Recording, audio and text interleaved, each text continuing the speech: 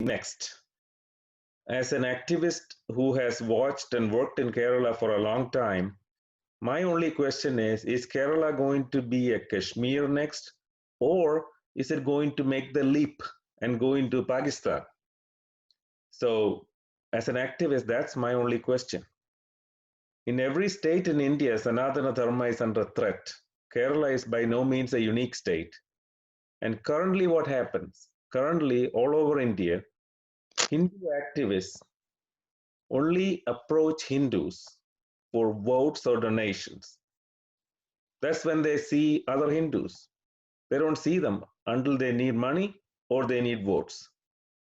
But when there's a real Hindu issue on the ground, there's very little action. Real Hindu issue, somebody has no money to buy food, or there is an illness in the family, and there is no medical help because medical help of any quality in India is extremely expensive, for that matter, anywhere in the world. Or somebody loses a job and there's no way to support the family, or your daughter goes missing due to various reasons, and there's no one to find her. So when there's a real Hindu issue, we get very little support. And this is all over India. This actually is applicable to every part of India. And when you come to Kerala in specific, this is a microcosm of what is happening to the Sanatan society all over. Population decline. And the slide says it, every decade 1.5% drop. From 2011, this drop has accelerated. The Hindu birth rate has steadily dropped in Kerala, and that, for that matter, all over India, while certain other birth rates have increased, or the differential is getting wider and wider. The fertility rate among Hindus in Kerala, 1.54, the lowest among all major religious groups. And this is very concerning.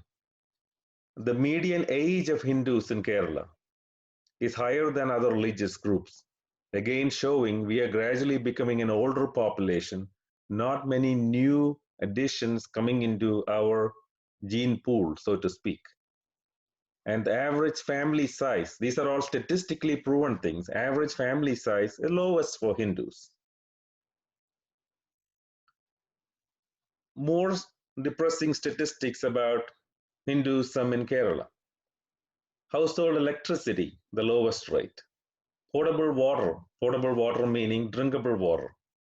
Toilet availability. Family land holdings. We score the lowest. The suicide rates in Kerala, highest for Hindus. In fact, WHO has, for over the years, has acknowledged that Kerala has a very high rate of suicides. And it's been a statistical confounding factor, let's put it that way. People don't understand why a highly educated state like Kerala should have the highest level of suicides. For your information, more than 4 out of 5 suicides in Kerala happen to Hindus, disproportionately high. Poverty rate, almost exclusive to Hindus in Kerala, almost exclusive. Hindus have no political power, we know that. And business ownership. The business rate ownership of Hindus in Kerala is pathetically low. And we can go into figures, but because of dearth of time, I'm not going into it. It's a pan-Indian issue. This is not just an outlier. Other states have put some areas of concern. In fact, I could probably list every part of India as concerned because we are losing these areas as we speak. It's simply a matter of time. This is not something which is a theory. This is not something which has to be thought about and mulled about. This is really the reality. All of India would be lost very quickly. And the question is, what has been done? From our side? This is, I'm speaking to myself. What have you done? Now I'm asking myself. And I've been part of something called a Hindu Helpline. Hindu Helpline is something which was started in Kerala in 2006. And the reason we started it was because Hindus have no social support systems. Again, I put Keralite Hindus. Sorry, I should correct it. It's not Keralite Hindus. Hindus all over the world have no social support system, unlike other religions.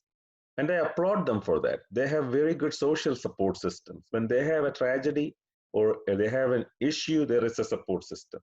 So we started it in 2006 because Kerala has high rates of unemployment, suicides, and poverty among the Hindus. We established it and has been running from 2006, and we have a lot of experience on the ground. Continuing on the Kerala Hindu Helpline activities, we have volunteers all over the state, and our modus operandi is very simple. We have a central call center open 24 hours a day, 7 days a week. Any Hindu with any issue, any kind of problem, can call this number 24 hours a day, and we will get the information. Then we will contact the local person and find out if it's authentic. If it's an authentic Hindu issue and it's a dharmic issue, then we take whatever action we can do to solve the problem. This has been our modus operandi for about 14, 15 years now. We get approximately 250 calls a day on this phone number. 250. Some days it has gone up to 400. And the calls are of different ways, missing daughters, starving families, people on the brink of suicide, people who lost a job, you name it. We get so many different problems. And the ground reality, though, is we have numerous Hindu organizations in Kerala, and they all do well-intentioned work. I'm not downplaying or throwing any organization. They all do work. But the ground, including us, we all do work. But the ground reality is Hinduism is steadily declining. We are losing whatever strength we had. Our graph is, for using a scientific word, I would say that graph still has a negative slope. We are declining. No amount of work is changing the ground narrative in Kerala. It's becoming a Kashmir. So we have to think, what is wrong? Where did we go wrong? None of our work seems to make an actual difference. We cannot stem the tide. So that made us think, why are we like this? Where have we failed? And so we had a major rethinking last year, and we decided that we had to do something else. This is not stopping the problem. So from that insight and a lot of serious thought, including self-criticism, came this solution. So what is the solution? It's a concept called Hindu Seva Kendra. This is our icon. If anybody wants to ask about it, I can describe why we chose this icon. But Hindu Seva Kendram is our concept. It's a micro-level institution and one in every Panchayat in Kerala. So this is a micro-level institution, not something which is sitting in the stratosphere looking down on the society. This is in the society at the grassroots level. It's a 24-hour care center where any Hindu can walk in and ask for help, irrespective of caste or politics. And all services are free. It's an actual building, and there'll be one in every panchayat. Like I said before, this is a missionary kind of work. This is Hindu missionary work. In my limited knowledge of this world, I have never seen this done in Kerala, at least before. In other states, I've been told by many people that they haven't heard that.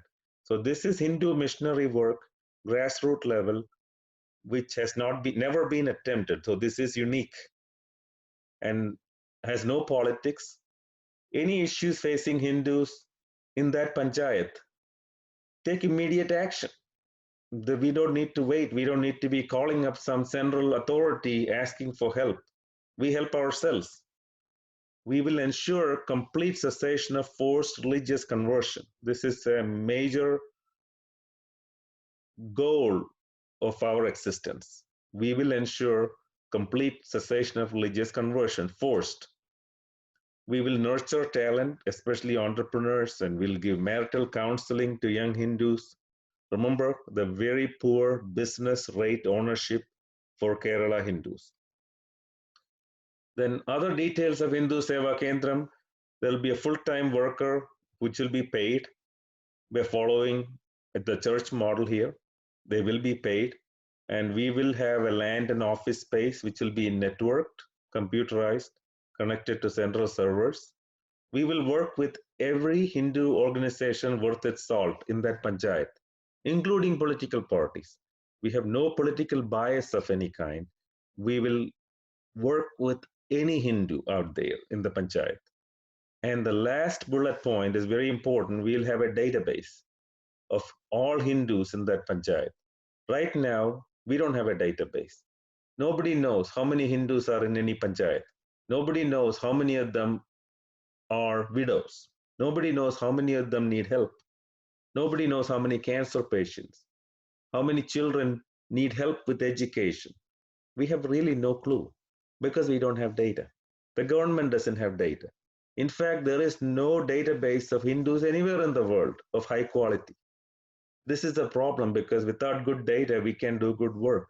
So we will create and maintain a database at every panchayat, and we will update it every year. So that's the plan. And we have several programs already in place. One of them is called an Annapoorna Agenda, or it's called Oru Pidi Ari, which is in Malayalam and Tamil means a handful of rice, basically meant to help starving people. I can tell you with a hand on my heart that starvation exists in Kerala, and every starving person in Kerala is a Hindu until proven otherwise. Starvation is a ground reality in Kerala, and only Hindus starve. The reason is in other religions, they don't let their fellow people starve. They don't allow it, but we allow it. We gladly allow it. We go to a temple and we give all kinds of offerings, but 100 feet from that temple where we are standing, there are starving Hindu families, but we never look. So in a way, it's our problem. So in this program, we take rice from volunteering Hindu families, and we collect the rice, and at the end of the month, we give it to needy families. And we are helping about 3,500 Hindus on the ground every month. We give them rice and in a lot of cases groceries every month until they tell us that they don't want it anymore. So this is an ongoing program. There's another program we do called Sanjivini, which is a free medical help program, only meant for terminal illness. It's not meant for people with minor illnesses. So cancer, kidney failure, about 500 doctors or more than 500 doctors, Hindu doctors in Kerala have become part of this. They have volunteered their time, they give free time, and they give free consultation. So once we identify a needy person who needs medical help, who has a terminal illness, we will put them in touch with the right specialist, and they will see them as many times as needed, and the consultation is always free. In a lot of cases, we have to even give them transportation, like a bus charge or a train fare, because a lot of sick Hindu patients are dirt poor. They don't have even money to go and see the doctor. Giving medicines is a different story. We don't have the financial support for that. Hindu-owned medical stores in Kerala are a rarity. It's a rare phenomenon in Kerala. And even if you find a Hindu-owned medical store, you can't expect them to give free medicine. So giving medicines for free is a challenge we are still struggling with. We are trying with samples, different ways, but not a good program yet because it's a huge financial challenge. Of course, we look at forced conversions in Kerala and try to do our best. Of course, we have a 24-hour hotline for Hindu families, and we have personally intervened in more than 10,000 cases. Remember, most conversions happen due to hunger or a financial setback. That's the way conversions happen, because remember I said in the earlier part of this presentation, Hindus, we don't have any social support. When a Hindu has a crisis, he or she becomes the loneliest person on the planet because we don't have a system in place. Our temples used to be that years ago. That was the center of all society and support. But we lost that tradition due to various foreign invasion and so on and so forth. So we don't have a social support system. So when a Hindu becomes hungry, when a Hindu loses his job or some other major crisis, that's when conversions happen. And so once we are trying our best. Like I said, with Hindu Seva Kendras, we will not allow it because we will intervene when something happens. And again, creating public awareness, we have tried our best. And mainstream media has been famous. Everybody knows it. They're silent on this. We also have a free legal assistance cell. Approximately 1,000 lawyers have given free time, meaning free service, for any Hindu issue all the way to Supreme Court. Subramaniam Swamy has argued for us for Hindu issues. I just gave a couple of examples where we have fought it and got it stopped. For example, the government of Kerala banned saffron flag flying in Hindu temples. Not much known about it. Even many Hindus are not aware, but this actually happened. Saffron flag flying was banned, and we went against it at the High Court in Kerala, and High Court ruled it as unconstitutional because if other religions can fly their flags of different colors, what's wrong with the saffron color? So they struck it down. So we are challenging many issues which are against Hindus in court. Now going into the Hindu Seva Kendram administrative side, every Hindu Seva Kendram in every Panchayat will have an 11-member committee called a Hindu Seva Samiti, which is the administrative side. It's just a voluntary thing. I just mentioned some professions. We will get a pool of people and 11 members. Out of this, we make a conscious effort that more than 50% should be mothers. So we have done that all this time. More than 50% of this Samiti should be mothers, because when you have more mothers, girls and women feel more confident to walk in and air their complaints or air their opinions. Number two, when you have more mothers, it becomes less controversial and less political. Because of all this, we make that effort to have more mothers in this Samiti. And every 3 years, Hindu Seva Samiti's office bearers will have a training. It's mandatory. Every 3 months, they'll be trained on what's happening in Kerala, what's happening in India, and what's happening in the rest of the world through the eyes of Sanatana Dharma. So through a dharmic lens, we are going to show them what's happening, because we want everybody to be on the same page. If we don't do these 3-month updates, we will lose focus. We have actually done the first one on January 18th and 19th in Kochi. And we are supposed to have done the next one in April, but coronavirus has put us on hold in a little bit. But that's the plan. Every 3 months, they will be trained. I talked about the data collection. We don't have data on Hindus. So we have a software for data collection with the central server. And we have made 2 apps, one for Android, one for Apple. And any volunteer or worker can go with this app downloaded on their phone and go to any Hindu household, collect data, and update it on a live basis to the central server. And I just put a few demographic data and other data points in the survey. This is obviously not all. There's a lot more we collect, but I'm just giving a feel of what the stuff we collect. And other goals is to obtain funds.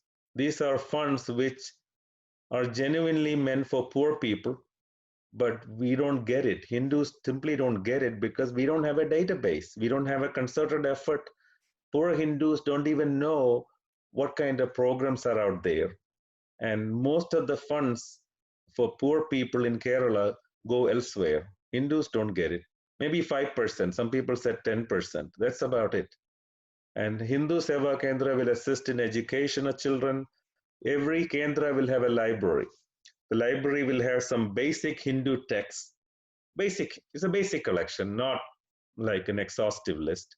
And it'll have a study center where people can take classes, doctors can do medical camp, they can do medical awareness programs, mm, people can teach girls about girls' education, empowerment, entrepreneurs can come and take classes for youngsters on how to start and operate a business. So in other words, anything you want to improve Hindu way of life or Hindu status, in whatever ways you can think of, you can actually put it into practice in the study center. And some of the other stuff are, they explain themselves. And we have a project timeline because in Kerala, we have a time crunch. A friend of mine who's a doctor told me this a few months ago. He said, "Do you know what's wrong with you, Kerala Hindus?" I said, "What's wrong?" He said, "You all suffer from an acute, severe time deficiency." Acute, severe time deficiency. And I said, that's good. Can I use it in a future talk? And he said, sure, by all means. So that's true. In Kerala, we suffer from an acute, severe time deficiency. If you're going to start one Kendra this today, one next month, no, we'll fail. We will lose the battle before we know it. We don't have time. So we have 20 open. We are supposed to go to 30 in March. And we were ready, but coronavirus put a brake on it. And all of Kerala, there are 975 panchayats, including the municipalities and the corporations. It'll come to about 1100. So we want to get it all done in 3 years flat. We don't have time. If we can do it in 1 year, even better. But to be honest, realistic, 3 years, but we cannot go beyond that. And I put some priorities there where we should open it first. And financial support is very vital because this is a huge challenge to get all this thing going so fast. And these are some visuals. This is the Hindu Seva Kendram in Kaladi, Kochi. For those of you who don't know Kaladi is, let me say this, without Kaladi, we wouldn't be having this Zoom meeting today. It's all due to Kaladi because this is the birthplace of Adi Shankara. In Kaladi, about 40% Hindus are left. Now only about 40%. And this is that Annapoorna Agenda where we are helping families in Kaladi. Every month we give them rice and groceries. And this is another visual of volunteers collecting rice and then, of course, giving it to the needy. And the one thing we have found, which is very interesting, is the people who donate rice, when you look at them, majority of them are average Hindus. These are not people in bungalows ordering Uber meals and having a lot of money. These are all middle class. In fact, they have the heart, which I guess people like us don't. Most of this rice comes from middle class families. And long-term plans expand all over India, special focus on vulnerable states. And we also have something called an Agastya Research Foundation, which is our academic wing. Because if we don't have an academic background or academic backbone, this kind of projects will not last too long because books live longer than humans, unfortunately. So we have to have an academic side to it. And Agastya Research Foundation is an NGO registered in Bangalore, and we have some land, and we are trying to set it up. We are actually in the process of setting it up. Dr. Subramaniam Swamy has graciously agreed to help, and we are inviting people like Rajiv Malhotra ji, people like that. And the goal is studying Hindu problems and finding solutions. And I put some Hindu issues there, which this foundation is supposed to study this and come up with academic solutions. How to correct the falling curve. And this is a slide showing a simple budget. It's not something which is written in stone, but this is the budget per month. One Seva Kendram will need about 25,000 rupees. Of course, it has the salary of the office bearer, not much, but we still pay them. Everybody involved in this project will be paid. That's our plan, and we should do it that way.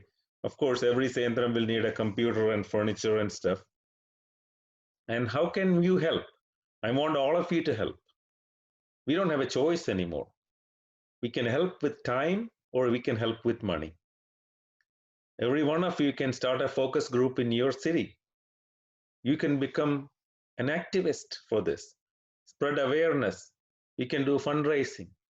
In other words, I want you to all come up with number 1 and number 2, because we don't have any time left. There's no time left for Hindus to think about it, to mull about it, to plan for it, to have a thought group discussion. All that time is over. Unfortunately, that time is over. We had time as a society, but we didn't use it. So our planning time, our thinking time, our mananam time, it's all over. Now there is only time left to act, to save ourselves. So I want you all to be aware of this and to remember, denial is not a successful strategy for survival. You cannot survive by denying a problem. And inactivity, the way you can get the worst outcome in life is inactivity. This is simply a wording of what Krishna said in Bhagavad Gita, but it's true. You cannot deny a problem and wish it and make it go away. In the same way, you cannot be inactive and hope for the best outcome. No, inactivity always leads to the worst outcomes.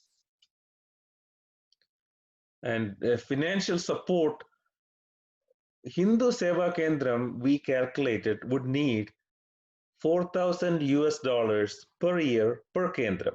And you can convert it into any local currency. And we are not asking for permanent support. We are asking only for a limited support. Let me explain it. When we open a new Hindu Seva Kendram, we opened 20 already. We tell them, look, we will support it for a maximum of 2 years. That's it. We will not go beyond 2 years. In 2 years, you have to become self-sufficient. Again, following the church model. In church, it's the same way. You have to become self-sufficient quickly. The same way, we are telling them 2 years. We have a project report prepared by a major consulting firm in Mumbai on how to create streams of income to support yourself in different ways. And we'll give the project to each Kendram, and the Kendram will have to study it and come up with ways to reach financial self-sustenance. It may be just donations from well-off Hindus. It may be starting businesses, but however you do it, you got to do it because only 2 years of support. And of course, sponsors will get updates. They are welcome to visit. We don't want it to be a regular charity where people write a check or people give some money and then they forget about it. We don't want that. We want involved donors, donors who are in support, who become activists, who are involved in it, people who keep in touch with what's happening in that panchayat. And they can adopt it singly or jointly. People who can come up and support a panchayat, adopt a panchayat, that will be best. There are people who have adopted more than one. There are people who have come together, 2 or 3 people have come together and adopted one. So in any such combination, it can be done. Or if you just want to donate something, you don't have that kind of support ability, even that's welcome, because anything helps. Because remember, acute, severe time deficiency. That's what we are dealing with. And this is a foundation in USA to collect funds in the USA. This, of course, doesn't apply to other countries, but this is a non-profit corporation which has tax-exempt status in the US. So anybody in the USA who wants to contribute into this can get a tax exemption. People who want to contribute in India, we have a similar thing in India called a Sanatana Dharma Trust, where you can get tax exemption. So there are different ways you can do this. This is our contact information. Anybody who wants to email us, please, I do want all of you to email, and I want all of you to keep in touch. This is a phone number you can call anytime, and you can follow us on Facebook. We have a Facebook page where our activities are posted on a daily basis. We have something new, one or two stories of what we are doing on the ground on a daily basis. For example, right now with the coronavirus, we have an ongoing, or it's not looming anymore, it's an ongoing food crisis among Kerala Hindus. A lot of Hindus are starving in Kerala as we speak due to various reasons. The main reason being, the last reason being coronavirus, where most day-to-day laborers who live from paycheck to paycheck have lost their jobs. A lot of starvation going on. So we are trying to help in many parts of Kerala with the rice and other supplies to as many needy people as we can. It's a huge challenge. It's growing by the day. So all such activities, you can go to Hindu Seva Kendram's Facebook page and see it. Of course, I have the email and the phone number, and I would really recommend all of you to contact us on email and keep in touch and start doing something. Let's stop talking and start doing. I know I'm probably borrowing from Indira Gandhi's famous statement from many years ago. So stop talking, start doing. That's our way. That's the only thing we can do now. It's time to stop talking. Talking is all over. God gave us some time for it. There's no more time left to talk. And in conclusion, it's pretty obvious. We don't want anyone to starve or suffer, and we don't want anyone to feel alone or helpless, because that second bullet point is probably the most important thing, because this helplessness, this feeling of loneliness, the feeling that I don't have anyone to support me, this feeling is our biggest downfall, and we don't want this to happen. And thank you all for listening. And I would hand the microphone to Rajiv ji and open it up. Namaskar. Yes. Yeah. Thank you, Vishwanath ji. It was a wonderful presentation. So if anybody has questions, you have roughly about 20 minutes left. Just unmute yourself and ask the question. There are about 45 of us. So just you can click on that manage participant or the participant list, and just first unmute, ask your question, and then again mute yourself back. Rajiv ji, namaste. Okay, I'm sorry. So my question is, I don't know if it's a hypothetical question. So we have this this network of NSS and SNDP yogams in Kerala. Vishwanath ji might know it better than me. Yes. So can we channel them? Because see, NSS belongs to Hindus and SNDP belongs to Hindus, right? Yes. So is there any way we can channel their support to grow this Hindu Seva Kendra? I'm not saying merge with them.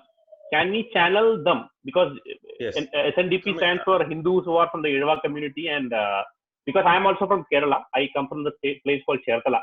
So I have been through whatever you have seen. I can very clearly, have visualized what you are saying about it, and I completely agree with you. But my point is, can we use these two vehicles? Yeah. Let me answer that. In a nutshell, the major Hindu caste-based organizations in Kerala are, in a large scale, they're self-serving organizations. They do not have, I'm not saying in a bad way, but they're not set up to have a pan-Hindu outlook. They're meant to serve that particular caste they belong to. Even that work is not being done in a professional way. If we look at starving Hindus, they come from different castes, and we have helped thousands of them. I'm not speaking as a hypothetical answer. This is a real answer. We have served thousands of starving Hindus, using that as an example, starvation. But whenever we have approached, or whenever the victims themselves who are starving have approached these caste-based organizations, they are not set up for